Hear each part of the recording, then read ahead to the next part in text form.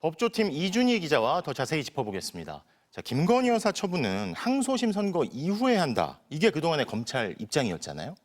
어떻게 되나요? 네, 이제 숙제를 더 이상 미룰 수 없게 됐습니다. 재판 과정에서 새로운 증거가 나올 수 있으니 항소심까지 지켜보자. 이게 검찰 논리였거든요.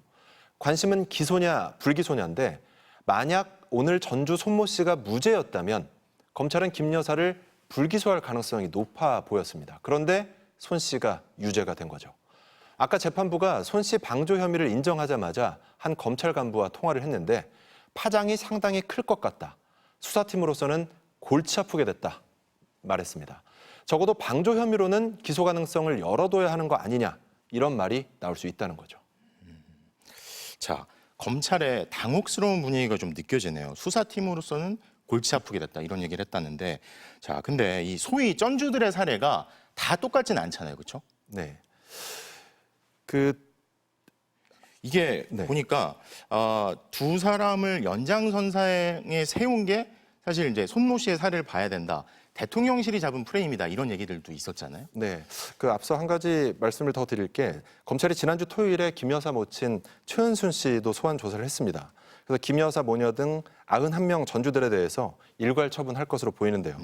말씀하신 대로 김 여사와 손 씨, 이 두 사람을 연장선상에 세운 게 다름 아닌 대통령실입니다. 작년 2월 1심에서 손 씨가 무죄로 나오자 대통령실이 이렇게 밝혔는데요. 판결문에서 주목할 것은 김 여사보다 더 많은 거래를 하고 시세 조정성 주문을 직접 냈던 손 씨의 경우에도 법원이 무죄를 선고했다는 것이다. 하지만 사건을 수사한 서울중앙지검은 오늘 손 씨와 김 여사 건은 사실관계가 달라서 단순 비교가 어렵다고 했습니다. 그러면서 판결문을 검토해 수사에 참고하겠다고 했는데요. 손 씨가 유죄면 김 여사도 유죄, 이건 아니라는 겁니다. 검찰이 앞으로 어떤 물증을 쥐고 있는지에 따라서 김 여사 처분 향방이 결정될 것 같습니다. 자, 이제 항소심 선고까지 나왔는데 사실 김 여사 의혹 제기 나오고 4년 만에 딱 한 번 조사가 진행됐잖아요. 그나마 논란이 많았고요. 네, 검찰이 2달 전에 경호처 부속 건물에서 김 여사를 조사했죠. 수사검사가 휴대전화까지 맡기고 들어갔습니다. 의혹 제기 4년 7개월 만이었는데요. 너무 늦었다, 특혜 아니냐 이런 논란이 일었습니다.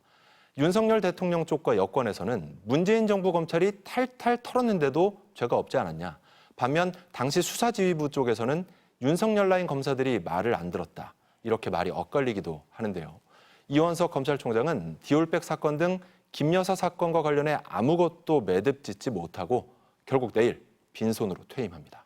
네, 이준희 기자 잘 들었습니다.